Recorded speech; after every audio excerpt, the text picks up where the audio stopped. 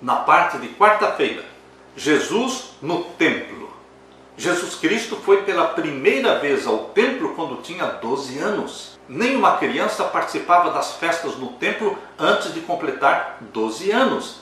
Até os 12 anos as crianças eram ensinadas exclusivamente nos lares, pelas mães.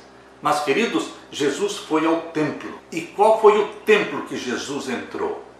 É o templo chamado Templo de Herodes. O primeiro templo foi construído por Salomão, foi destruído. Depois foi reconstruído por Zorobabel. E no templo de Herodes foi reformado, se tornou muito maior do que o templo de Zorobabel.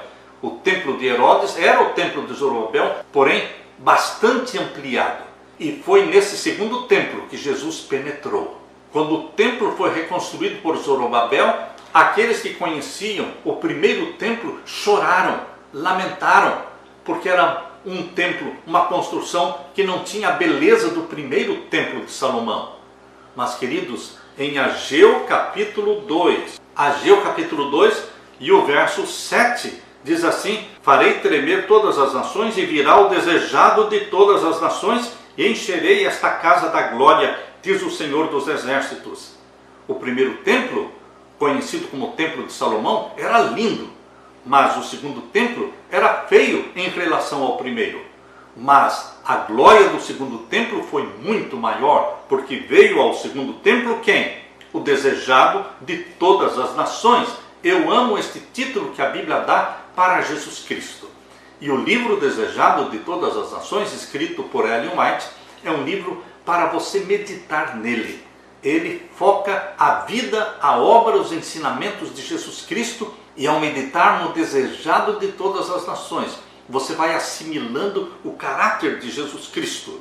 Aqui diz o verso 9, Ageu 2:9, a glória desta última casa será maior do que a da primeira, diz o Senhor dos Exércitos, e neste lugar darei a paz, diz o Senhor dos Exércitos. Por que a glória da segunda casa era maior? Porque o desejado de todas as nações entrou neste templo. Quando Salomão dedicou o primeiro templo à glória de Shekinah, a presença de Deus encheu o templo.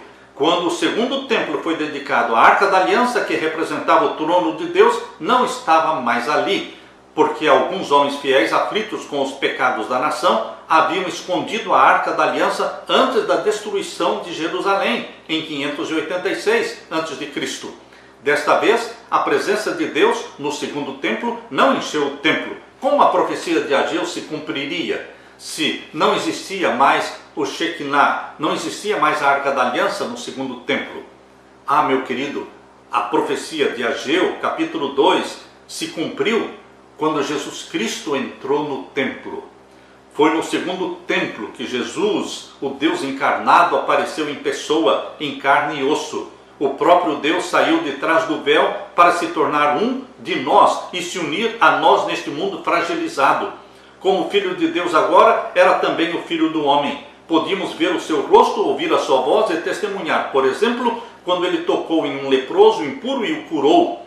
Em vez de simplesmente nos chamar para nos aproximarmos dele, Deus veio em nossa direção e ele desceu pessoalmente até nós. Não é de admirar que esta declaração seja feita de Jesus: a virgem ficará grávida, dará à luz um filho e o chamarão Emanuel, que significa Deus conosco. Mateus 1:23. Pense no que significa isso. O Criador do universo condescendeu não apenas em viver entre nós, mas em morrer por nós.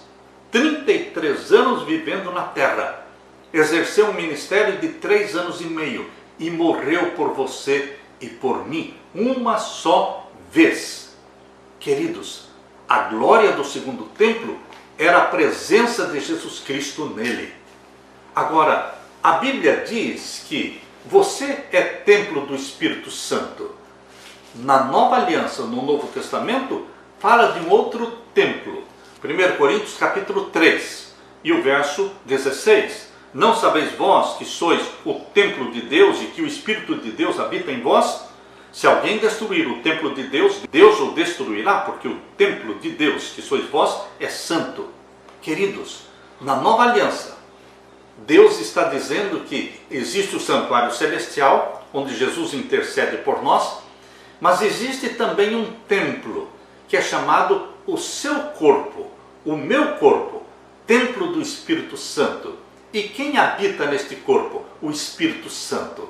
O Espírito Santo habita na sua mente, porque ele possui a sua mente.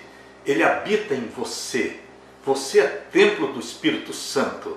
Ao mesmo tempo em que Jesus Cristo está ministrando no templo celestial, a seu favor, a nosso favor, Jesus Cristo planeja fazer você templo do Espírito Santo, porque Ele quer que o Espírito Santo more em você, viva em você.